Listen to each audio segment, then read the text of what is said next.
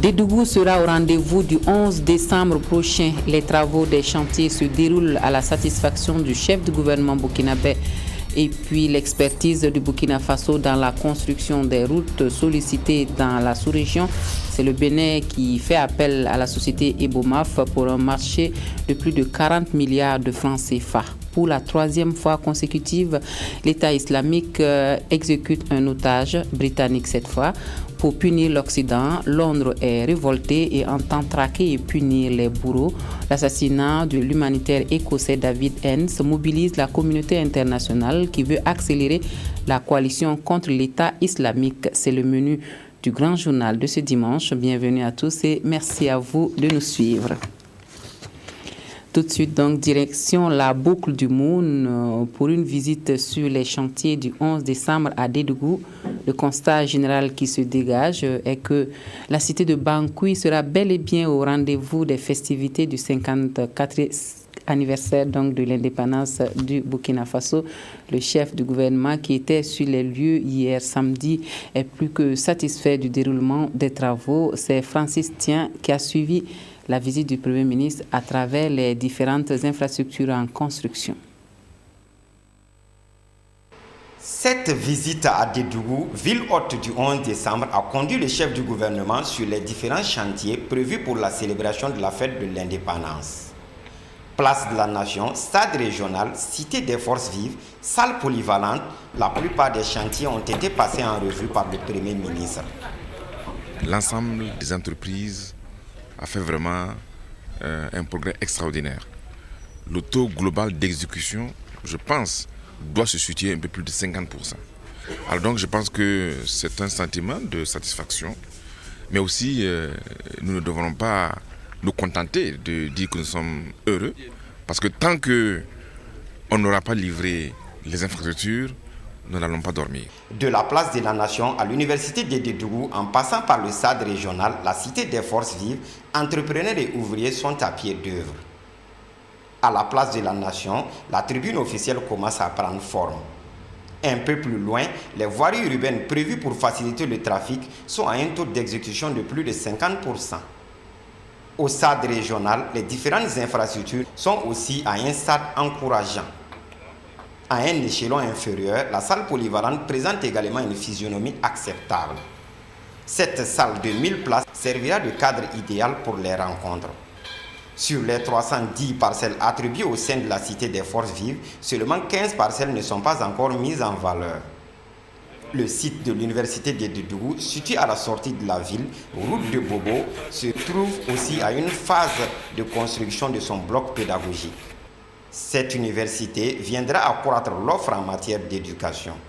Les différents entrepreneurs en charge des travaux sont rassurants sur la question du délai. Nous estimons en tout cas, au regard des plannings, nous sommes dans les délais. Nous sommes dans les délais et les travaux avancent normalement. Nous avons pris toutes les dispositions pour que les travaux soient livrés dans les délais requis, pour que les manifestations qui doivent se dérouler ici lors du 11 décembre puissent s'y dérouler sans embâche. Les travaux avancent correctement, nous sommes à 90% des travaux. Normalement, d'ici fin octobre, on compte finir tous les travaux. L'ensemble des chantiers doivent être livrés au plus tard en fin novembre et cette date se veut impérative. Le Premier ministre a ensuite rencontré le comité régional d'organisation du 11 décembre pour se faire une idée précise de l'évolution des choses. Des échanges à bâton rompu qui ont permis de faire le point de ce qui est réalisé et de ce qui reste à faire. Le résumé de la rencontre avec Francis Tien. À moins de 3 mois du grand rendez-vous à Dédougou pour la célébration du 54e anniversaire de l'indépendance du Burkina Faso, cette rencontre avec le chef du gouvernement vise à améliorer l'organisation du 11 décembre. En échangeant avec le comité régional d'organisation du 11 décembre, le Premier ministre a voulu l'encourager et s'imprégner de ses réalités. La rencontre a permis au comité régional d'organisation de faire le point de ses activités au chef du gouvernement. Des activités qui se résument au suivi des chantiers. Des chantiers qui sont à un taux d'exécution compris entre 40 et 50%. Dans l'ensemble, nous sommes globalement satisfaits. Vous savez que le chef de l'État avait décidé que dorénavant, il faut qu'il y ait des infrastructures qui se réalisent dans les autres provinces de la région. Mais je donner des instructions pour que vraiment nous puissions assez rapidement réaliser ce qui peut être fait avant le 11 décembre. Selon le président du comité régional d'organisation, le dynamisme des travaux sur les différents sites est maintenu malgré un petit ralentissement passé dû à la saison hivernale. Pour que tout soit fin prêt en fin novembre, le premier responsable de la Boucle du Monde a souhaité l'accélération de certaines procédures administratives pour permettre certains travaux, notamment la réfection du bâtiment administratif, la construction de ronds-points et l'installation de la connexion sur certains sites. Malgré ces soucis, le président du comité régional d'organisation reste optimiste. Je suis animé d'un sentiment d'assurance. Je suis sûr que nous allons réaliser le 11 décembre vraiment à bon terme. Je l'ai dit parce que quand vous vous engagez et vous sentez qu'il y a un accompagnement, vous avez l'assurance d'aller de l'avant. Pour que la fête soit belle, Luc Adolphe Tiawa a invité les membres du comité régional d'organisation et les entrepreneurs à maintenir le cap. Autre point de l'actualité, le Congrès pour la démocratie et le progrès tient au référendum et poursuit la mobilisation de ses militants et sympathisants à travers le pays. Le dit référendum n'est pas encore convoqué, mais la campagne pour le oui bat déjà son plein dans le camp du parti au pouvoir. Ce 13 septembre, à la faveur d'un meeting à Manga, le CDP a encore fait l'apologie de la modification de l'article 37 de la Constitution. Oswald Gaëtan Segueda. Une foule à majorité féminine, des discours enflammés, une présence effective de chefs coutumiers. Le décor est CDP. Rien d'extraordinaire. Mais à moins d'un an de la présidentielle et un éventuel référendum dont l'évocation pollue l'atmosphère politique, les enjeux sont tout autres. Il faut baliser le terrain, rallier le maximum de citoyens à sa cause. Le CDP pense être sur la bonne voie. Tout le monde est prêt pour le référendum.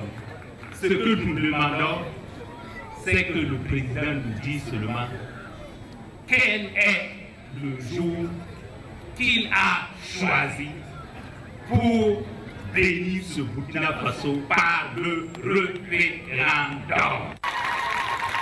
Mais il faut compter avec l'opposition qui mobilise autant. Le CDP l'appelle d'ailleurs au dialogue, même si le contenu de ce dialogue est loin de rapprocher les deux parties. Si on se remet vraiment sur les principes du jeu démocratique, on devrait arriver à un modus vivendi. Donc aujourd'hui, nous savons que vraiment, si tout le monde est animé de bonne foi, il n'y a pas de raison vraiment qu'on n'arrive pas vraiment à s'entendre. Donc nous avons espoir vraiment que ce dialogue va accoucher vraiment d'une position tout à fait consensuelle qui permette au peuple d'être consulté. Le CDP tient donc à son référendum et il l'a encore fait savoir, cette fois-ci à Manga, en mobilisant même ceux qui ne peuvent pas être consultés. Les coordinations du Kadiogo de l'association Un Burkina Nouveau pour la paix, la réconciliation et le progrès sont connus donc depuis hier. Il s'agit des coordinateurs de 5 sections issues pour la plupart du secteur informel qui ont été installés à la Maison du Peuple. La cérémonie au cours de laquelle des attestations ont été décernées aux autorités religieuses et coutumières en reconnaissance à leurs actions pour la paix et nous est relatée ici par Abdelaziz Yagibou. En avant pour un Burkina à l'abri de toute violence. Ce cri de ralliement lancé par l'association Un Burkina Nouveau pour la paix, la réconciliation et le progrès a mobilisé plus d'un acteur du secteur informel du Kadiogo. Des hommes et femmes visiblement déterminés à œuvrer aux côtés des initiateurs de l'association pour hisser très haut le flambeau de la paix au Burkina. Et pour plus d'efficacité dans l'action, ces adhérents du Kadiogo ont choisi de s'organiser en 5 sections. Les commerçants, les taximens, la section des artisans menuisiers, la section des métallurgistes et celle des artistes musiciens. Des regroupements coordonnés par des bureaux dont les premiers responsables sont ici officiellement installés par le président national de l'association Un Burkina Nouveau. Nous devons, dans notre domaine d'activité, promouvoir justement la paix et surtout développer des mécanismes de soutien et d'accompagnement sans distinction de religion, d'ethnie, de région et d'appartenance politique.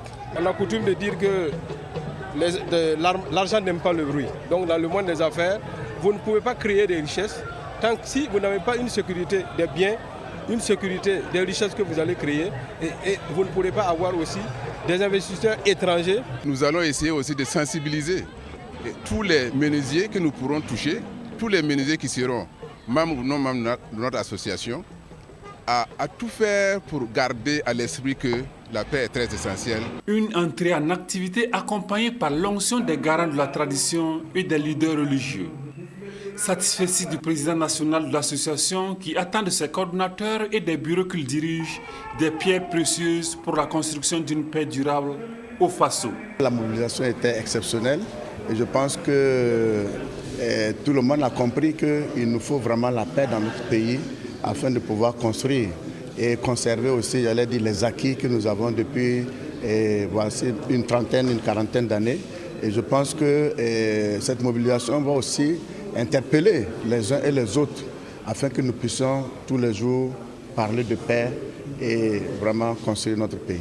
La violence, l'intolérance, l'exclusion et l'incivisme sous toutes ses formes doivent être bannis du comportement des hommes qui se veulent intègres, indique Yacouba Ouedraogo.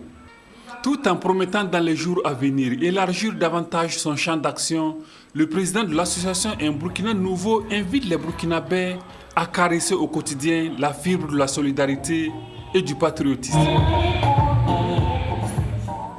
Les élus nationaux ne devraient plus avoir de difficultés dans la formulation des questions au gouvernement sur le mariage des enfants et l'implication d'enfants dans les exploitations minières. La rencontre organisée par le réseau des parlementaires pour la promotion des droits de l'enfant pour renforcer donc les compétences dans ce sens a refermé ses portes à Ouagadougou en présence de Sylvain Vebamba. Une dizaine de recommandations et une banque d'une quarantaine de questions orales avec ou sans débat, des questions écrites et des questions d'actualité ont sanctionné ces 3 jours de formation des députés sur la formulation de questions au gouvernement relatives au mariage d'enfants et à l'implication d'enfants dans les exploitations minières à l'initiative du réseau des parlementaires pour la promotion des droits de l'enfant. La plupart du temps, nous assistons donc à la conférence des présidents, à des discussions sur certaines questions qui sont posées parce que la formulation n'est pas celle qu'il faut ou bien au regard du nombre de questions. Et cet atelier a permis à tous les députés de parler donc de ces questions, de comment les formuler et de comment atteindre leur objectif en interpellant le gouvernement. À travers des communications sur les différentes questions adressées au gouvernement, la problématique du mariage d'enfants et l'implication d'enfants dans les exploitations minières, des travaux en atelier sur la formulation des questions et la simulation d'une plénière, les parlementaires ont renforcé leur capacité en matière de contrôle de l'action gouvernementale.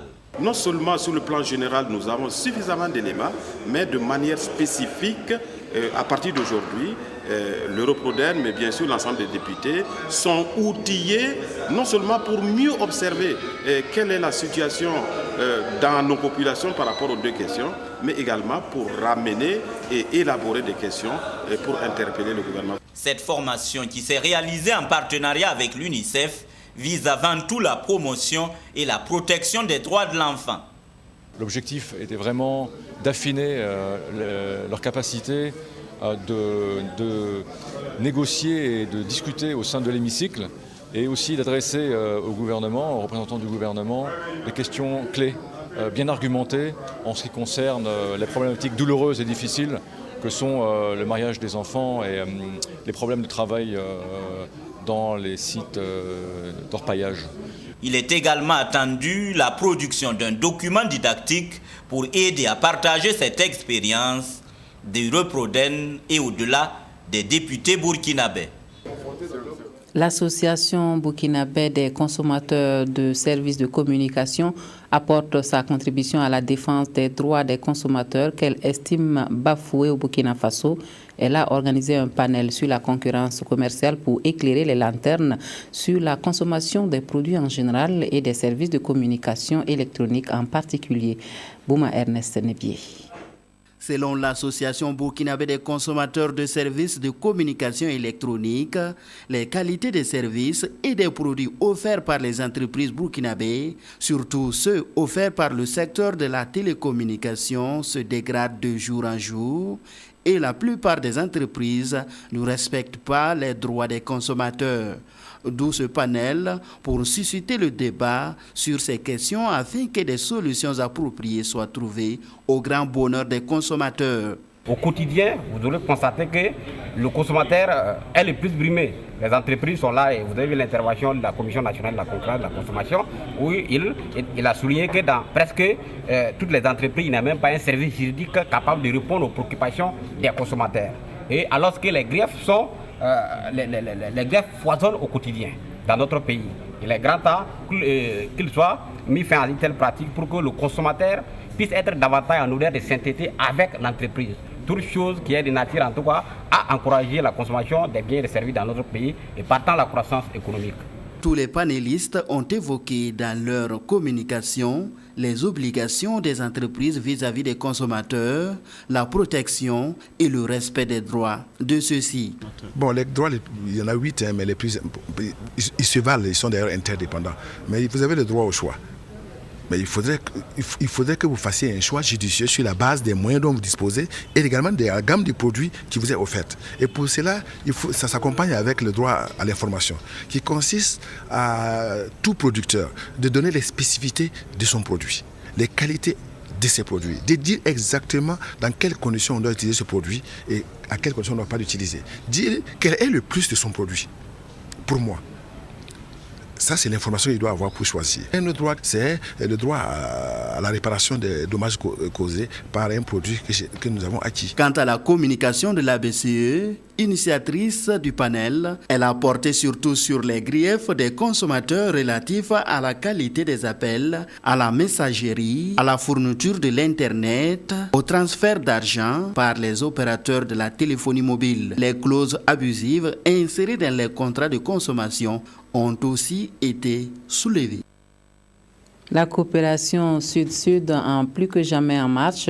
L'expertise de Burkina Faso dans la construction de routes fait tache d'huile dans la sous-région. La société Ebomaf vient de décrocher un marché d'environ 44 milliards de francs CFA au Bénin. Le gouvernement béninois lui confie le bitumage d'une route longue de 71 km à construire selon les normes communautaires. Le lancement des travaux a eu lieu le week-end dernier à Lokassa. C'était en présence du président de la République du Bénin, Thomas Yayi-Boni. Sylvestre nous en parle. Le ministre des Travaux publics et des Transports béninois donne le top de départ des travaux d'aménagement routier dans le département de Mono-Koufo. L'entreprise Bonkongo Mamadou et Frères Ebomaf, société burkinabé spécialisée dans le génie civil, est chargée de l'exécution des travaux. Elle a 24 mois pour réhabiliter les tronçons communs Lokossa Dorobo et bitumer la bretelle Zoué à Tiémé, frontière du Togo, suivant les profils techniques répondant aux normes communautaires. La route commun Lokossa Dorobo, d'une longueur de 62 km, relie les villes de Komen, Lokossa et Togo et draine un important trafic, dont une forte proportion de poids lourds en provenance du Togo. L'état de dégradation très avancé de ce tronçon préoccupe à plus d'un titre non seulement les usagers du Bénin, du Togo et du Nigeria, mais également ceux des pays de l'Interland comme le Niger, le Burkina Faso et le Mali. Il y a diverses variantes qui ont été retenues pour la réhabilitation. Ici, on aura une chaussée de type mixte. C'est la première fois que nous le faisons au Bénin. Au Togo, nous en avons déjà l'expérience. Nous le réalisons d'ailleurs que ces types de chaussées. Et elles sont plus durables. Elles ont l'avantage d'être plus durables et d'offrir un meilleur confort aux usagers de la route. Nous avons une approche technique qui est basée sur la mobilisation d'un personnel compétent et la mobilisation du matériel adéquat qu'il faut pour assurer les rendements journaliers pouvant nous conduire au respect des délais contractuels. Ces projets d'aménagement des routes s'inscrivent dans la vision Bénin en chantier du président Boni Yayi.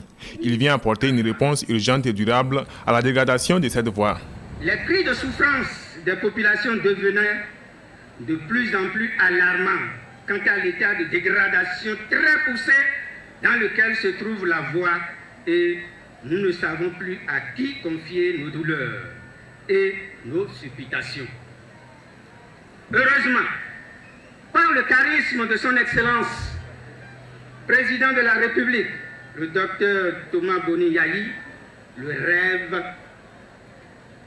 officiellement est en train progressivement de se réaliser. Les travaux vont coûter environ 44 milliards de francs CFA hors taxes, financés par la Banque ouest-africaine de développement, par l'État béninois et par des banques commerciales établies au Bénin. Sur la base de ce partenariat stratégique que nous avons su mettre en place pour nous aider à réhabiliter complètement tout le réseau routier. Nous sommes en train d'insister sur l'amélioration de la performance des services de transport pour une forte, je dis bien une forte mobilité des personnes, des biens, des services et des capitaux. La réhabilitation et le bitumage des deux voies vont permettre de fluidifier non seulement les échanges entre le département de Mono-Koufou et les autres parties du Bénin, mais aussi entre le Bénin et les autres pays de la sous-région. L'objectif de ce projet est de contribuer d'une part à l'accélération et au renforcement de la construction routière de l'espace communautaire, mais aussi à l'augmentation de l'efficacité du transport routier en vue de stimuler le développement économique et social ainsi que l'intégration régionale. Ce chantier est le troisième que BOMAF obtient au Bénin par appel d'offres. Ces différents travaux ont toujours été suivis par le président béninois qui salue l'expertise de la société et l'engagement de son personnel. En plus du Bénin, cette société burkinabé qui célèbre ses 25 ans est présente aussi au Togo, en Guinée-Conakry et bientôt en Côte d'Ivoire. Et BOMAF poursuit ainsi sa dynamique sous-régionale en tant qu'acteur dans l'exécution des travaux routiers de qualité. Retour au Burkina Faso et on se fait une idée exacte des besoins et déficits d'investissement dans le centre-ouest et le centre-nord. Les deux régions ont servi de cadre pour une étude pilote sur la répartition spatiale et les services sociaux de base. Les résultats ont fait l'objet d'une rencontre de validation. Abdul Rasmanezongo. Les participants à la présente cérémonie vont examiner un rapport d'importance majeure. Le rapport découlant de l'étude portant sur la répartition spatiale des infrastructures et des services sociaux de base. La base de cette enquête a été l'implication de la géomatique, l'acquisition, le traitement, la production et la diffusion de l'information en référence spatiale. Le centre-nord et le centre-ouest du Burkina Faso sont les deux régions pionnières qui ont été concernées par cette enquête, dont voici les objectifs. Il y a une équipe d'enquêteurs qui a été sur le terrain et qui a sillonné tous les recoins des deux régions pour relever les coordonnées géographiques des différentes infrastructures qui existent sur le terrain. Et ces données-là ont été intégrées dans une base de données et projetées sur une carte géographique pour permettre, ce qui permet de mieux voir les situations de déficit au niveau des différentes localités. L'objectif étant de permettre de faire une situation, d'avoir une vue synoptique des infrastructures qui sont réparties sur le territoire national afin de faire ressortir d'éventuelles poches de déficit, ce qui devrait aider à mieux planifier les investissements futurs. Cette étude est menée sous l'égide du ministère de l'Économie et des Finances, un ministère chargé ici de la conception, du suivi et de l'évaluation de la politique du gouvernement en matière de planification spatiale. Prenons maintenant les nouvelles de la campagne agricole à l'Est. Le gouverneur de la région a en tournée de suivi de campagne dans les champs et parcelles dans le Gourma et la Tapoa a encouragé les producteurs et recueilli leurs suggestions. C'est Joël Tandambiga qui nous résume la sortie.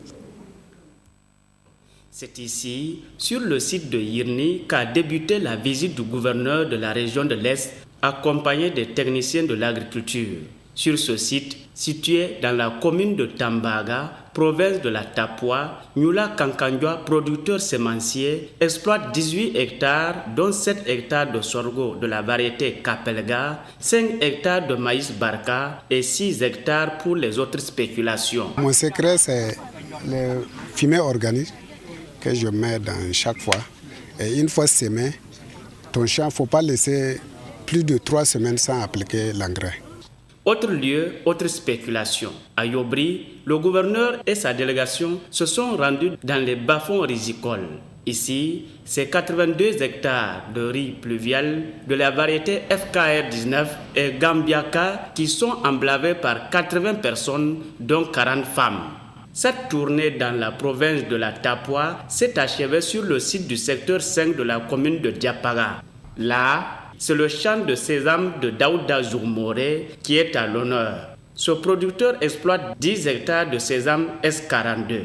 J'ai fait une trouvaille qui m'a amené à utiliser des bidons avec lesquels j'ai trouvé des petits trous et par lesquels les grains de sésame passent en petite quantité. Et cela diminue le démarrage quelque part. Si à Diapaga, le mil actif, le maïs et l'arachide à cycle court sont au stade de la récolte, d'autres localités de la région de l'Est présentent une autre physionomie. À Komargo, par exemple, dans la province du Gourma, les autorités régionales ont pu apprécier l'exploitation du groupement Palpourni où 22 producteurs se partagent 200 hectares de sorgho, de sésame, de maïs au stade des piaisons. Actuellement, on peut dire que la campagne agricole est bonne au niveau de la province de Gourma, Kompianga, assez bonne au niveau de la province de la Tapua, Komondjari et puis Alanyaya. Et nous avons espoir que si la pluviométrie atteint octobre, nous allons avoir de bonnes récoltes. À l'issue de cette tournée, une rencontre d'échange entre autorités régionales et producteurs a permis à ces derniers d'égrener quelques difficultés liées au manque de moyens financiers pour l'achat des intrants. Ils ont suggéré que l'État paie à temps l'argent de leurs semences. Dans les cascades de la coopération japonaise, elle donne la chance à tous les producteurs d'améliorer leur production. Plus de 400 tonnes d'engrais et de semences ont été mises à la disposition d'une centaine d'agriculteurs vulnérables. La distribution pour l'heure se passe bien. Un constat fait pour nous par Draman Kabouré et Simplice Barou. Pour la présente campagne agricole, la coopération japonaise et le gouvernement burkinabé ont mis à la disposition de 904 producteurs de la région des Cascades plus de 400 tonnes d'engrais et de semences améliorées. Ces intrants composés d'engrais GAEC2 et de semences de riz devront accroître les rendements agricoles des populations vulnérables. Au regard des résultats déjà obtenus, le Japon va continuer à appuyer la politique agricole du Burkina en matière de distribution des intrants au profit des producteurs. Nous avons constaté le très bon système efficace de distribution du ministère de l'Agriculture en collaboration avec Agrodia. Les engrais sont arrivés chez les producteurs à temps, donc nous apprécions beaucoup cela. Et aussi, la visite de champ nous a permis de voir les impacts vraiment positifs qui a fait augmenter même double de production. Parmi les bénéficiaires de l'opération dans les cascades figurent 3 producteurs du village de Tangora, un groupement de femmes productrices de riz de Sindou et les exploitants de la plaine irriguée de Karfigila.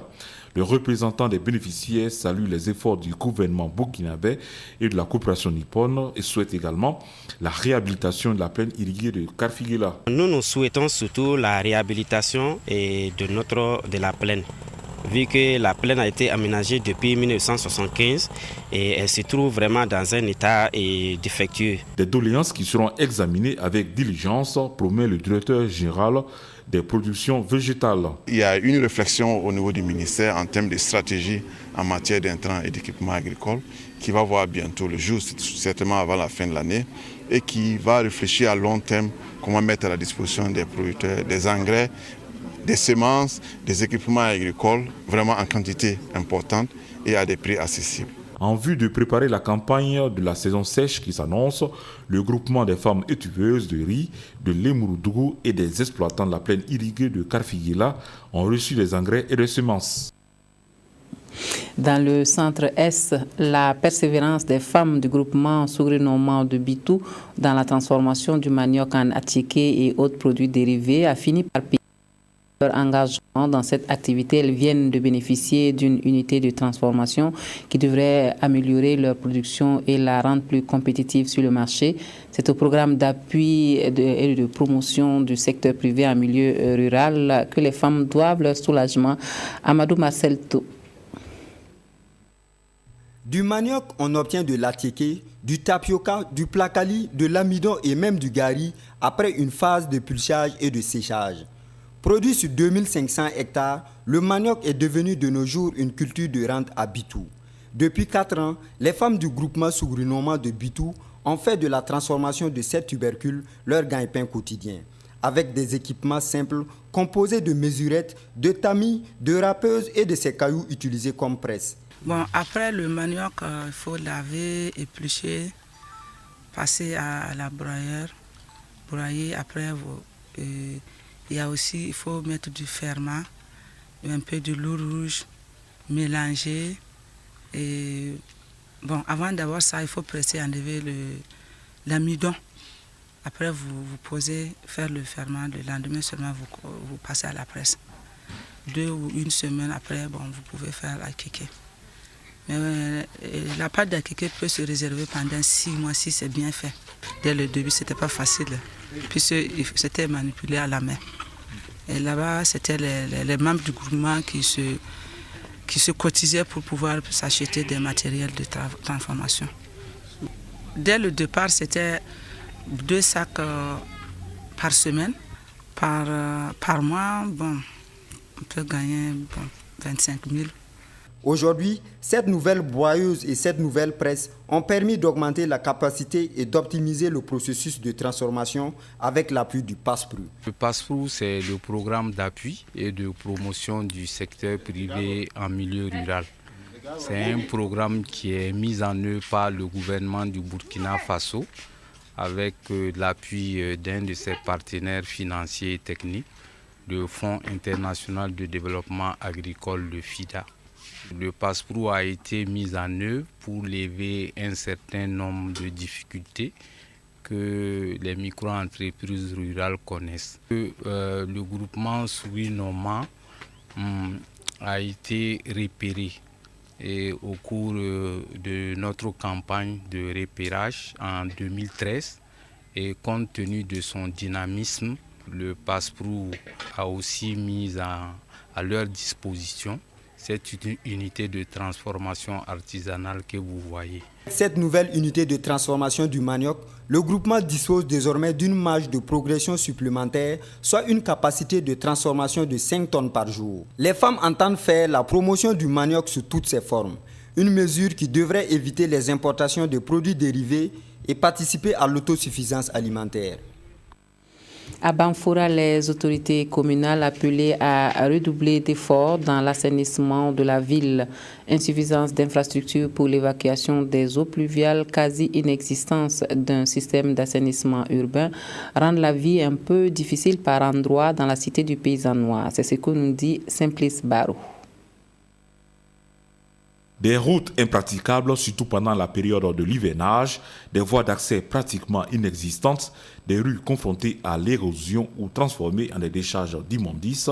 La prudence est de mise lorsqu'on veut entreprendre un déplacement d'un quartier à l'autre. Des habitants de la ville de Banfora disent vivre un calvaire. À Banfora, il faut noter que ce qui est déplorable, c'est l'état des voies.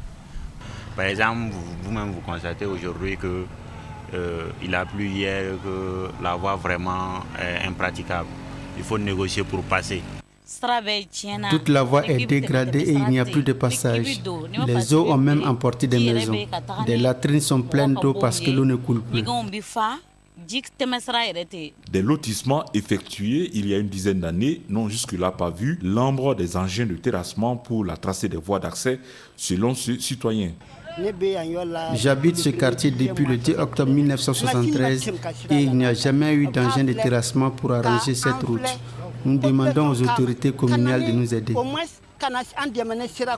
La dégradation de la voirie et l'absence d'un véritable système de ramassage et de traitement des ordures ménagères enlèvent quelque peu du charme de la cité du Paysanois. Face à cela, les populations s'organisent. Elles prennent l'initiative de réaliser quelques travaux de réfection avec les moyens de bord par souci de sécurité. Il y a eu un accident mortel sur cette route ce matin. C'est la raison pour laquelle nous nous sommes mobilisés pour arranger la route. Depuis longtemps, les autorités de la ville nous ont déguerpis sous prétexte qu'ils allaient bitumer la voie. À notre grande surprise, c'est de la terre rouge qu'ils ont versée sur la route. Et voilà qu'aujourd'hui, nous n'avons plus de passage. Des efforts ont été faits pour construire des infrastructures routières de qualité à travers le bitumage de quelques voies et la réalisation de caniveaux d'évacuation des eaux de pluie à travers la ville. Il n'en demeure pas moins que les regards des populations sont tournés vers les autorités communales afin qu'elles puissent améliorer leur cadre de vie. Autre chose à présent, c'est déjà la rentrée au Prytanée militaire du Kadiogo. Les anciens enfants de troupe des promotions 1994 à 2014 jouent les parrains pour la nouvelle année scolaire. Évariste Kombari a suivi Nazira Tinto dans sa marche vers le PMK. Elle ressemble à un garçon, mais c'est bel et bien une jeune fille. Avant son départ pour le PMK, la famille est aux petits soins et l'aide à ranger sa valise. Je suis contente et triste. Je suis triste parce que je vais quitter ma famille. Pourquoi tu es contente? Parce que j'ai eu mon PMK. Son départ va laisser un vide dans la famille. C'est mon assistante, c'est elle qui m'aide à faire mes travaux ménagers et à s'occuper de ses frères. Naturellement, elle va me manquer. Nous sommes au mess des officiers. Ici, la jeune élève retrouve d'autres camarades admis comme elle au Prytanée militaire du Kadiogo. Je vais devenir médecin pour soigner les gens. Je leur dis de ne pas s'inquiéter parce qu'ils pourront venir me voir. Les parents sont priés de se retirer. Les enfants, quant à eux, prennent place dans ce car. Direction le PMK. Kambangre, un autre arrêt. Cette fois, il faut troquer ses vêtements de civil pour la tenue militaire. Commence alors pour toutes ces recrues une nouvelle vie. Ces bleus rejoindront le PMK à pied, situé à quelques 5 km. Il y a 20 ans, le capitaine Tako était dans la même situation que ces jeunes. Aujourd'hui, officier de l'armée, lui et sa promotion de 1994 ainsi que la promotion de 2004 reviennent en parrain pour introduire leurs filles au PMK, l'école qu'ils ont eux-mêmes fréquentée. Oui, je pense que c'est une chance pour chacun de ceux qui sont ici d'être dans cette école prestigieuse. Et vous avez vu, on s'est retrouvés entre promotionnaires. Il y en a qui sont militaires comme moi, il y en a qui sont ici dans la vie civile. On est toujours en contact. C'est une grande école, c'est une école d'excellence. Je les encourage à persévérer. Que le conseil que je leur donne, c'est de travailler et d'être discipliné. Parce que, bien sûr, vous pouvez avoir les meilleurs résultats scolaires et ne pas être autorisé à rester à l'école pour faute de discipline. Le Prytanée militaire du Kadiogo est une école vieille de plus de 50 ans. C'est tout récemment qu'elle a ouvert ses portes aux jeunes filles. Les promotions de 1994 à 2004 qui jouent les parents cette année au PMK. Et puis, en prélude à la rentrée scolaire, le syndicat des travailleurs de l'action sociale a tenu sa journée syndicale hier, 13 septembre, occasion de débattre de la situation politique nationale en vue de mieux positionner la lutte pour la prise en compte des préoccupations des travailleurs de l'action sociale. Bikaba. C'est dans un contexte sociopolitique complexe que se tient la journée syndicale 2014 du syndicat des travailleurs de l'action sociale SYNTAS. Pour ce faire, les échanges seront centrés sur l'actualité brûlante du pays. Cette rencontre se tient dans un contexte de rentrée d'abord. Et vous n'êtes pas sans ignorer que, avant tout, nous sommes des enfants du peuple. Et les enfants du peuple sont confrontés à un certain nombre de difficultés sur le plan scolaire. Et on a besoin de se retrouver pour échanger autour de ces questions, échanger autour de la question de la situation nationale. Parce que, comme vous le savez, ce n'est pas toujours évident que le peuple est véritablement pris en compte dans le débat politique qui se mène actuellement. Ils vont aussi faire le bilan des tournées effectuées au cours de l'année par le SYNTAS en collaboration avec d'autres organisations syndicales. On a effectué des des sorties. Il nous appartenait, nous au niveau de notre syndicat, de faire le point de ces sorties, évaluer quels ont été les apports nouveaux que les gens ont eus par rapport à la lecture politique qu'il faut avoir des événements actuellement, et passer ensemble les questions brûlantes de l'heure. Je vous avais parlé tantôt de la question de l'éducation. Et pour préparer avec sérénité le mois d'octobre qui va démarrer et qui s'annonce véritablement effervescent. L'objectif de cette journée, c'est d'élever le niveau du débat national au sein de leur structure afin d'adopter des positions qui veillent aux intérêts des travailleurs et de la population, a souligné le représentant du Bureau national. Des étudiants qui affichent leur volonté à aider à barrer la route au virus Ebola au Burkina Faso et en Afrique. L'équipe du magazine scientifique Campus Info annonce la mise en place d'une cellule scientifique contre Ebola sur le continent africain, un engagement pris lors de la présentation de la dernière parution du magazine d'information scientifique. C'est Sylvestre Da. Et de 3 pour les magazines scientifiques et universitaires Science Campus Info. Dans ces numéros, Siakago et ses rédacteurs font le point des avancées technologiques au Burkina. Santé, agriculture, astronomie, économie, bref, ce journal de pièces, les différentes thématiques qui vous semblent superflues. Science Campus Info est donc un magazine scientifique et universitaire qui est composé de publications scientifiques. Les publications scientifiques sont des articles qui sont validés par un conseil scientifique. Et le conseil scientifique, en fonction des thématiques abordées, présente un comité de lecture. Et c'est le comité de lecture de façon anonyme qui valide l'article avant que cela ne passe donc dans les colonnes de Science Campus Info. Il y a les informations de façon générale que nous reprenons dans les autres magazines partenaires et aussi que nous faisons passer sous forme de petites informations à l'endroit du grand public. Le magazine Science Campus Info a officiellement lancé ses activités le 12 juin 2014. Il entend prochainement étendre sa distribution à l'international dans des pays tels que la France et la Russie.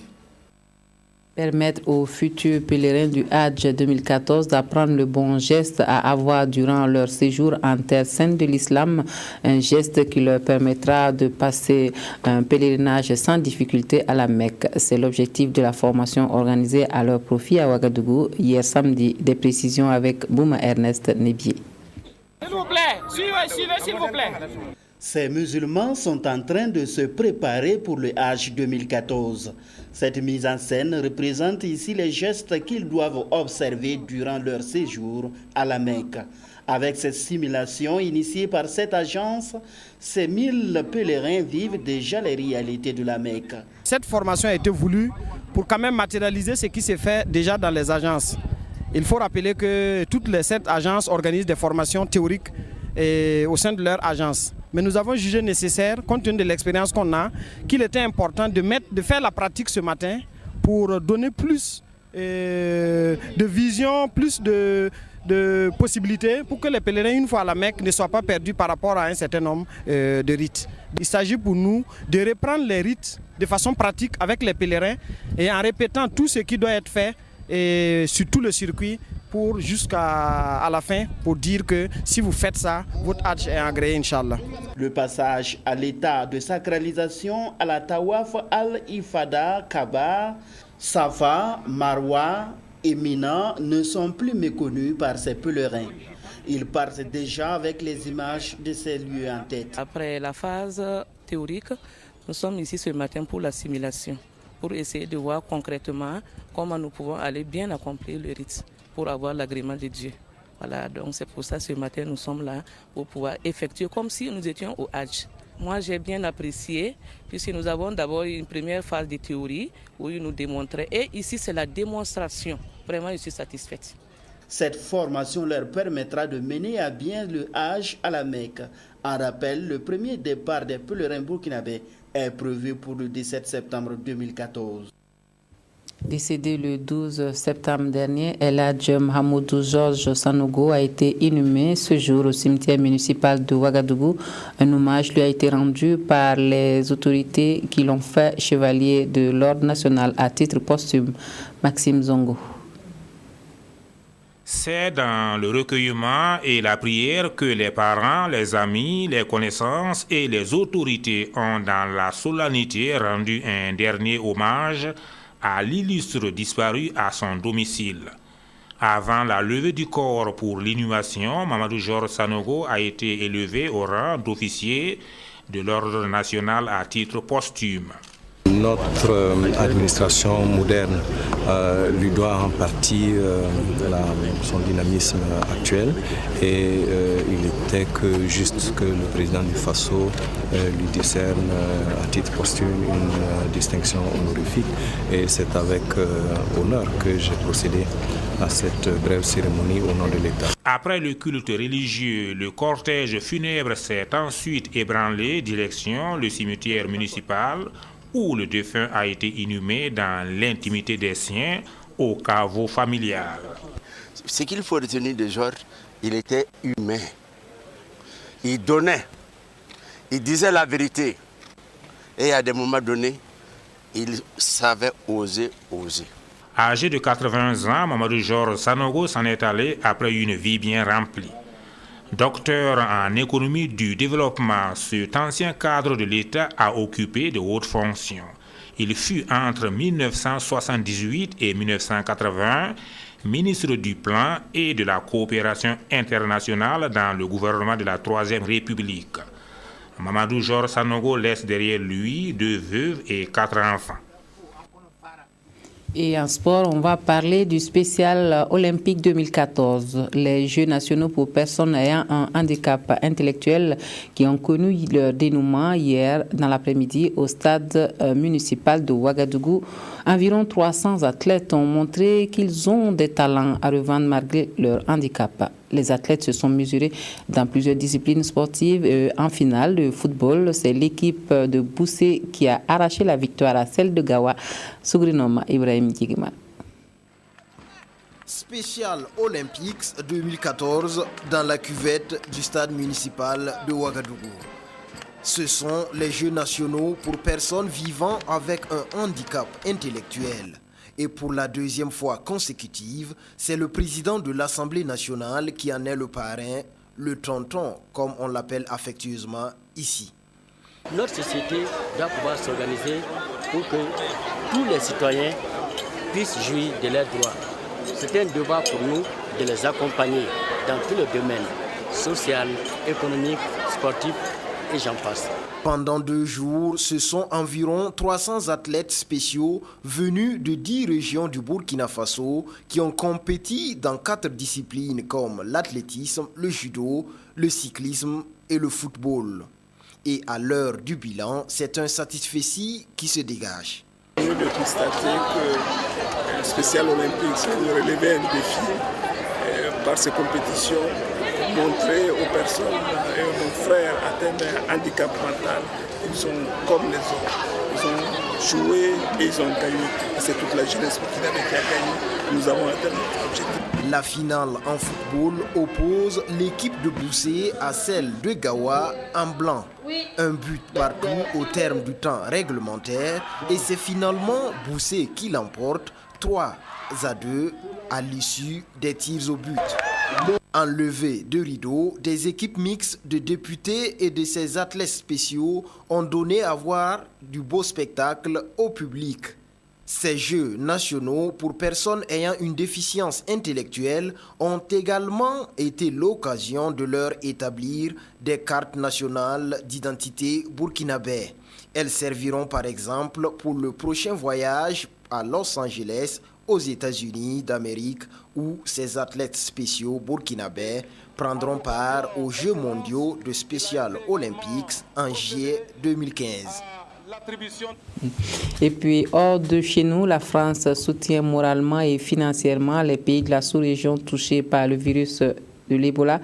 Paris débloque 9 millions d'euros pour aider à combattre la maladie à Ebola, annonce faite par la secrétaire d'État française au développement qui séjourne à Conakry comme pour montrer que les pays touchés par le virus ne doivent pas être isolés. Alors que l'on parle de la bataille d'Ebola, voilà la secrétaire d'État française au développement en première ligne. Annick Girardin est à Conakry, en Guinée, de là où est partie l'épidémie. D'entrée de jeu, elle rappelle l'importance de l'aide et de la mobilisation internationale. En aucun cas, il faut que la Guinée ou les autres pays touchés de cette région restent isolés. Ma présence ici, c'est justement pour montrer qu'on peut venir soutenir, qu'on peut apporter notre soutien, que des médecins et d'autres personnels soignants peuvent aussi venir nous rejoindre. Un soutien moral, mais pas seulement. La France s'est engagée à aider la Guinée à consolider son système de santé.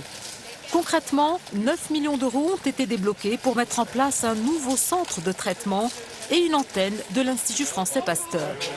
25 experts français seront aux côtés du personnel soignant guinéen. Un atout majeur pour le principal centre hospitalier de Conakry. Ces dons vont servir à assurer la protection du personnel de santé, mais aussi assurer la prise en charge efficiente et efficace des malades au sein de notre institution. 2 tonnes de matériel, masques, gants et tenues de protection ont également été livrés par la France. 3e pays le plus touché par Ebola avec plus de 700 cas recensés, la Guinée vient de lancer un nouveau plan d'urgence sanitaire pour enrayer l'épidémie. Les images sont très choquantes. En Irak, les djihadistes de l'État islamique viennent d'exécuter un 3e otage pour punir l'Occident. Cette fois, c'est un Britannique qui est la victime, un travailleur humanitaire écossais de 44 ans. Le chef du gouvernement britannique a immédiatement condamné cet assassinat et promet traquer et punir les bourreaux. C'est la 3e exécution de l'État islamique en un mois. David Haynes, 44 ans, travailleur humanitaire écossais, enlevé en Syrie en mars 2013. La vidéo montrant sa décapitation a été mise en ligne samedi. Londres l'a authentifiée. Les djihadistes s'y adressent directement à David Cameron et accusent le Royaume-Uni d'avoir rejoint les États-Unis. Le Premier ministre britannique a immédiatement condamné l'État islamique. Ce ne sont pas des musulmans, ce sont des monstres. On ne peut pas faire comme si de rien n'était. Si l'on veut garantir la sécurité de notre pays, nous devons affronter cette milice. Nous devons faire reculer, démanteler et détruire l'État islamique et ce qu'il représente. Cette nouvelle exécution pourrait précipiter la mise en œuvre d'une réponse militaire coordonnée. Dimanche, l'Australie a annoncé le déploiement de 600 militaires aux Émirats arabes en vue d'opérations contre l'État islamique. Aujourd'hui, nous avons décidé de déployer une force militaire aux Émirats arabes. Aujourd'hui, il ne s'agit pas de s'engager dans des opérations de combat en Irak, même si évidemment c'est une option que nous devons examiner. Samedi, John Kerry était au Caire pour rallier l'Égypte à la coalition contre l'État islamique. L'Égypte sera à la conférence pour la paix et la sécurité en Irak qui se tient ce lundi à Paris. Mais malgré les efforts du secrétaire d'État américain, l'Égypte, comme d'autres pays arabes, refuse toujours de jouer un rôle clé dans les opérations militaires contre les djihadistes. Retour au Burkina Faso pour une touche musicale pour fermer ce journal. Et nous allons nous intéresser à l'une des grandes voix de la musique burkinabé. Amity Meria fait aujourd'hui figure de doyenne dans le domaine malgré son jeune âge. En 24 ans, la vie professionnelle, l'artiste a produit 7 albums dont le dernier, Djanto, est sorti cette année. Évariste Kombari nous dresse le portrait de la seule lauréate du Koundé d'or. Amity Meria n'a pas encore l'âge d'Aïcha Kone, mais déjà à son âge, elle fait partie des doyennes des artistes musiciens de son pays, le Burkina Faso. Tout commence pour elle à l'université de Ouagadougou. Étudiante, elle fait son entrée dans la musique par effraction.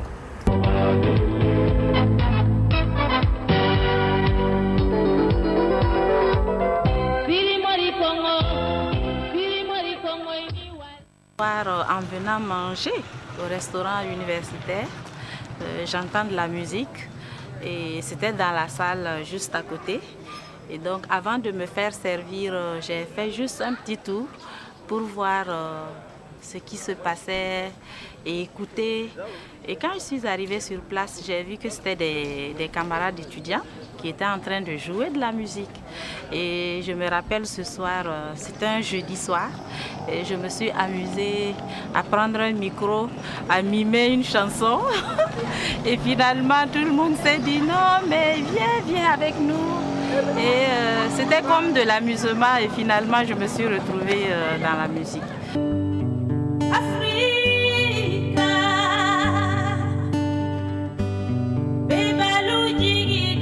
Sa licence de lettres en poche, Amity Meria, s'adonne à l'enseignement du français dans les lycées et collèges de la place. Mais très vite, sa passion pour la musique prendra le dessus. Il a fallu que je fasse le choix entre continuer dans l'enseignement et continuer dans la musique. Parce qu'à un moment donné, je n'arrivais plus à faire les deux. Voilà. Amity Meria puise en effet dans le vivier culturel national pour nourrir ses créations musicales.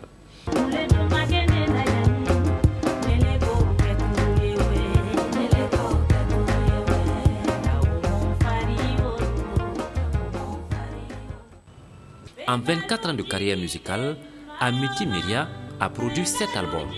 7 albums riches et variés. Ce qui fait qu'il est difficile aujourd'hui de l'enfermer dans un genre musical. Il y a tellement de genres de musique que finalement, ceux qui nous ont précédés, des philosophes plus grands que nous, ont conclu qu'il serait bien tout simplement qu'une musique prenne la nationalité de son auteur. Et donc, en tant que Burkinabé, je fais de la musique burkinabé. Voilà. Artiste musicienne, Amity Meria vient d'ajouter une corde à son arc, le cinéma. Elle joue dans le dernier film du réalisateur burkinabé, Ibrahim Olokunga. Je tenais le rôle d'une mère, d'une veuve. Et mon rôle, je l'ai trouvé assez difficile parce que presque sur tout le film, je suis malade.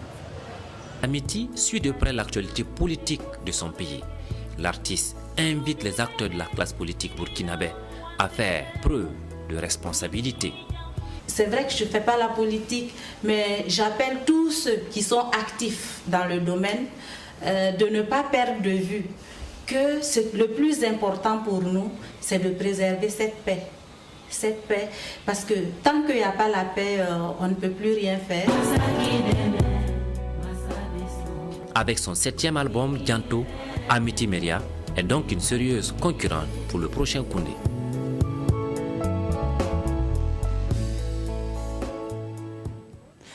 Voilà, on s'arrête là pour le grand journal de ce dimanche. Toute l'équipe du 20h se joint à moi pour vous dire merci à vous de nous avoir accueillis chez vous toute cette semaine. Excellente soirée à tous et à toutes et une très bonne reprise de travail pour demain.